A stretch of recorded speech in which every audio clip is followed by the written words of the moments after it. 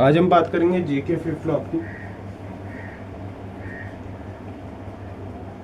JK flip flop, इससे पहले आप मेरी पहले की प्रेजेंटेशन जरूर देख लेना, उसी के बाद आपको प्रेजेंटेशन समझ आएगी।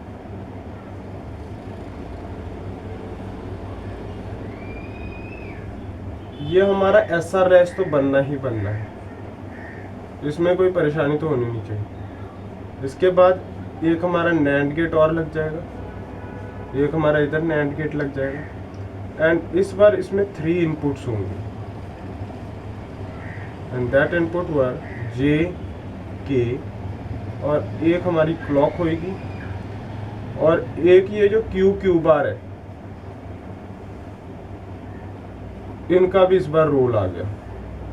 क्या रोल है?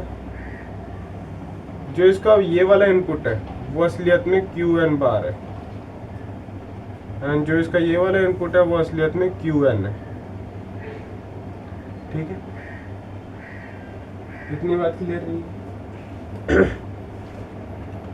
अब इसमें हमें एस आर फ्लिप फ्लॉप की जरूरत पड़ेगी, एस आर फ्लिप फ्लॉप की, जिसमें हम देखते होते थे एस आर की वैल्यू और उसका आउटपुट जो क्यू और क्यू बार आता होता था वो देखते होते थे 0 0 0 1 1 0 एंड 1 1 पे। ये देखते होते थे कि 0 0 पे हमारी स्टेट मेमोरी आती थी, एंड 0 1 पे 0 1 1 0 पे 1 0 एंड 1 1 पे नॉट यू स्टेट आती होती थी। ऐसे हमारी डी पे भी 1 1 पे नॉट यू स्टेट आती थी। अब यही नॉट यू स्टेट को मेरे को रेक्टिफाई करने के लिए जेके फ्लिप फ्लॉप की जरूरत पड़ी थी। यही नॉट यू स्टेट को रेक्टिफाई करने के लिए मुझे जेके फ्लिप फ्लॉप की जरूरत पड़ी थी। व्हेन माई क्लॉक इज 0, हमें हर बार पता हमारी स्टेट क्या होगी, मेमोरी स्टेट होगी। शुरू से मैं ये बात बताता आ रहा हूँ कि जब जैसी मेरी क्लॉक 0 होगी मेरी स्टेट होगी जो that is my memory state. When my clock is 1 and J is 0, के इज 1, जे इज 0, के इज 1, तो इस केस में हमारा क्यू एंड क्यू बार क्या हो जाएगा? Same S R flip flop जैसा ही होगा, कोई ऐसा चेंज नहीं होगा। जे 0 के 1 में क्या था 0 1, तो क्यू 0 क्यू बार 1। ठीक है, ये आप इसमें डाल के भी देख सकते हो, ऐसी कोई खास परेशानी आएगी। ठीक है, and when my clock is equals to 1 and J is equals to 1 and K is equals to 0, same वही बन के आएगा। सेम वही एक्सप्लेनेशन मैं पहले भी दे चुका हूँ एस आर फ्लिप फ्लॉप में, इसलिए मैं इन चीज़ों की एक्सप्लेनेशन नहीं दे रहा। Q equals to 1 and Q bar equals to 0, जिसकी मेरे को मेन एक्सप्लेनेशन देनी है वो बात आती है अब, और इसी के लिए हमारा JK फ्लिप फ्लॉप जाना जाता है। When my clock is 1, J is 1 and K is 1।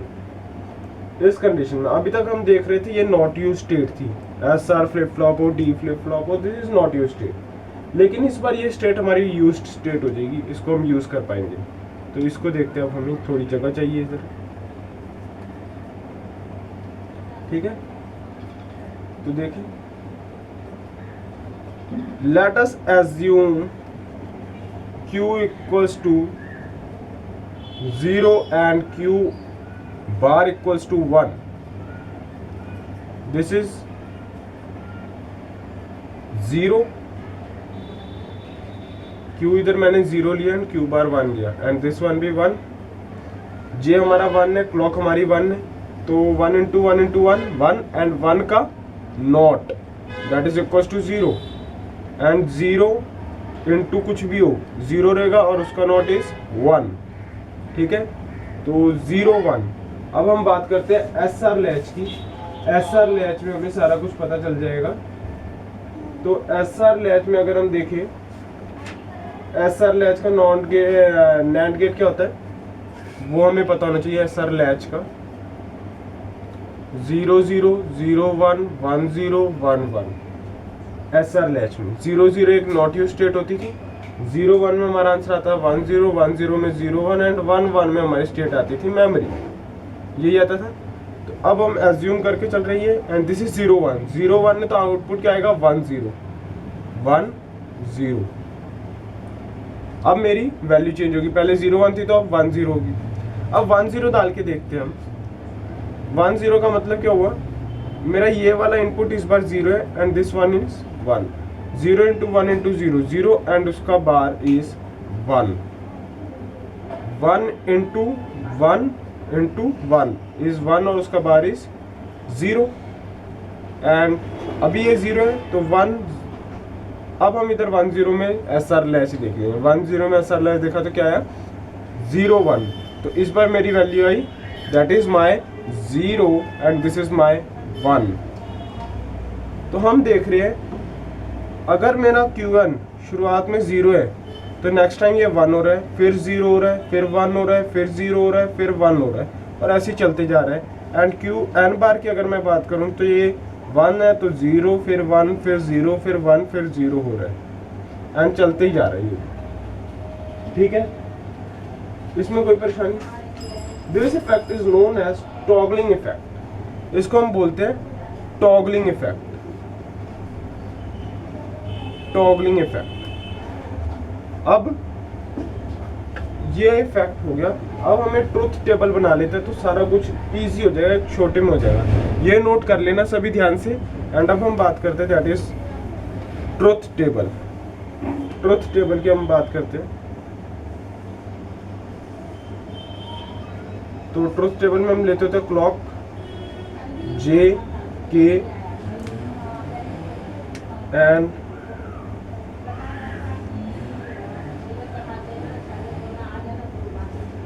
Qn+1।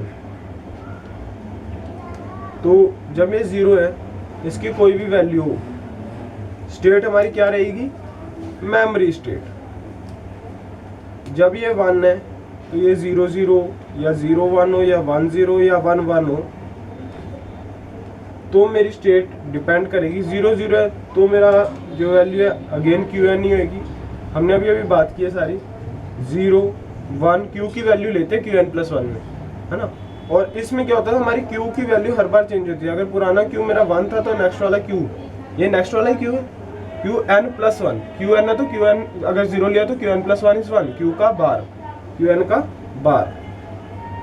अगर मेरा शुरुआत में Qn 0 है तो Qn+1 that is 1, that is Qn का बार।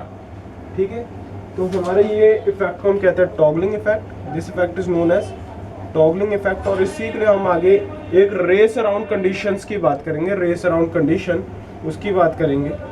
ठीक है, और अब हम बात जो करेंगे that is my characteristic table. ये हमारी होगी ट्रुथ टेबल। अब हम बात करेंगे कैरेक्टरिस्टिक टेबल। अगर मैं इसकी बात करता हूं then Qn J K and Qn+1। तो सबसे पहले तो हम इसके लिए ट्रुथ टेबल बना लेते हैं। 0 0 0 0 1 1 1 1 0 0 1 1 0 0 1 1 0 1 0 1 0 1 0 1। ठीक है, ये बन जाए। अब Qn+1 हम निकालेंगे when my j is 0 and k is 0, j is 0, k is 0, my answer is Qn, that is 0। 0 1 पे मेरा आंसर क्या था? 0। 1 0 पे आंसर क्या था? 1। 1 1 पे आंसर क्या था? Qn का बार। तो Qn इसमें क्या है? 1 1 में 0, 0 का बार 1। 0 0 में Qn that is 1। 0 1 में 0, 1 0 में 1 एंड 1 1 में Qn का bar that is 0। This is my characteristic table. अब हम बात करेंगे एक्साइटेशन टेबल की। एक्साइटेशन